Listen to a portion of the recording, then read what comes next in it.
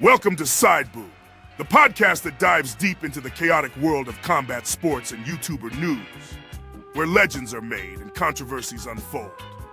Here, we break down the fiercest fights, dissect the latest trends in martial arts, and explore the wild world of YouTube personalities that shape our entertainment landscape.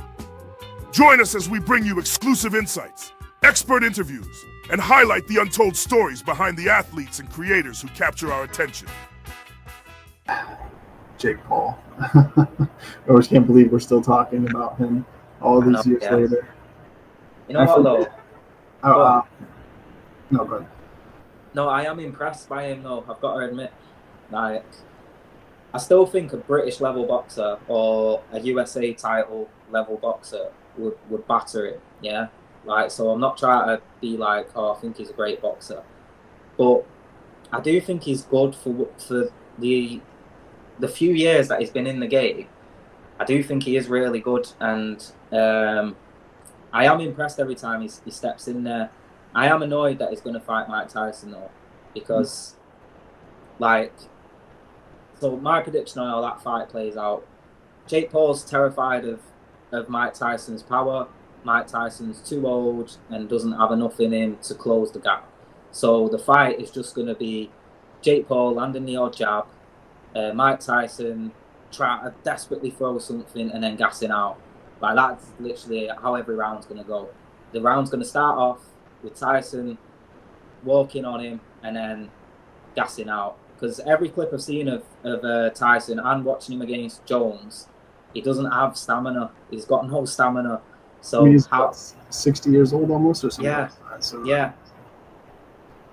It's just ridiculous. Not going to be the same. And he's gonna, if Jake Paul does win, he's gonna claim, he's a legend killer or whatever the case may be. Yeah. It's just like, dude, I'm falling almost a retiree. Like, it's just a no-win scenario for Jake Paul. So I don't understand it. Like, he might be able to convince himself that he's beat Mike Tyson, but you haven't. You haven't beat Mike Tyson. Like, I watched Mike Tyson end his career. I watched absolute bums beat Mike Tyson at the end of his career. So even that, it's not special. Like, if you're going to call out an old boxer, call out like a Lennox Lewis or someone that we never seen, like, digressing. Or I can't think of the word, but, with Mike Tyson, we watched him, like, just go very, very bad at the end of his career. Whereas someone like Lennox Lewis, they never had that down period, you know what I mean? So, but even then, like, Lennox is like 60, so I don't even... Yeah. If you're going to call someone out, you know who you should fight? Derek Chisora. If you want to prove yourself, go and fight Derek Chisora. Chisora is a heavyweight, though. He's not going to do that. Go fight Tyson. Yeah. So Jake Paul. Jake Paul's like a cruiserweight, realistically, right? Yeah, but it's a weight division below, and now he's pumped up to be a heavyweight. So, if you want... He's not going to do it. He's no, an I active know he's boxer, not. yeah. Because he learnt from Tommy Fury, who's a terrible boxer. Like, I've watched Tommy Fury get played with by, like, people that aren't even British level, yeah? And even Tommy Fury made him look rubbish. So, yeah, like, that's how I look at it. Or, if you want to fight someone retired, fight Tony Bellew. Yeah, he was a former cruiserweight, got knocked out by Usyk. Go and fight that guy. See how well you do against him. He's going to fight small MMA guys and retired boxers. That's his... Darren Till next, I reckon. I reckon he'll do Darren Till next. Because that'll be because Darren Till's a good striker, so that'll sell the whole... Oh, but if Darren Till lands, he could beat him. But Darren Till will be way undersized. And let's be honest, like, he's not looked that great in his... He looked good against Dricus, to be fair, and now Dricus is the champ, so that does look a lot better. But, he went life and death with Derek, what's his name? Oh, I forget his name. Oh, can't remember his name, but he went life and death with someone who's, I think, rubbish, like, recently before Dricus, so, it's a strange one. So, yeah, I think if Jake Paul's clever, it's someone like Darren Till next. Even the Mike Perry one, like, people was giving him a shot, but it's like, if you've watched bare knuckle boxing, it's totally different to boxing. So you can be a champion that, because all what it takes is your first punch to cut someone, And that was another thing I was saying about Mike Perry is Mike Perry's not gone more than like 2 rounds in about 5 years. With big heavy gloves, he's going to obviously go rounds. So it was an easy layup. Yeah, not only that, but I mean, if you look at Mike Perry in MMA, whenever he was wearing small gloves, what was his record? You know, it wasn't that great. No. Yeah, only he found his home in bare knuckle, and that's kind of where his niche is. And you can't give him. I mean, you give him the puncher's chance, but you have pillows on your hands, so the puncher's chance is diminished greatly. So that's it. And he wasn't knocking people out in small MMA gloves either. So, you know, it's like you kind of look at that. Like a lot of his fights ended with damage, not because of knockouts in bare knuckle. Right. So, like, you can't do that damage with gloves on. So the fight was totally pointless, in my opinion.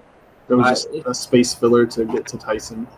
Yeah, like the only one I was interested with Jake Paul was KSI when they were both like when Jake Paul wasn't on all these steroids.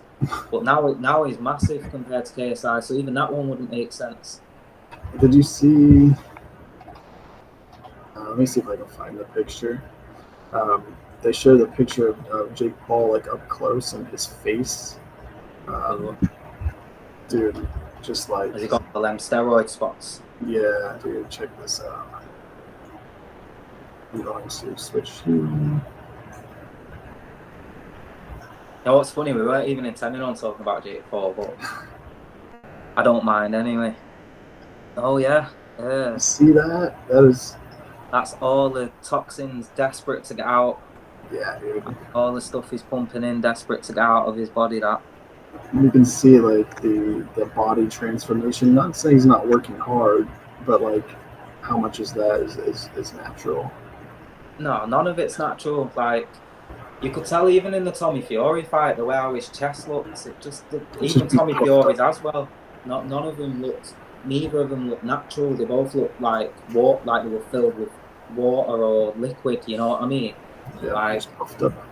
Yeah. Mm-hmm. Yeah, I mean, Jake Paul's an enigma. I mean, he's a moneymaker. Yes. He can hit very hard, but put him up against anybody who's average, I think he'll lose, just like he did against Tommy. Yeah, exactly. Like Tommy's not even a high level as well, so you know it's like Tommy Fury's a boxer not by trade but just by.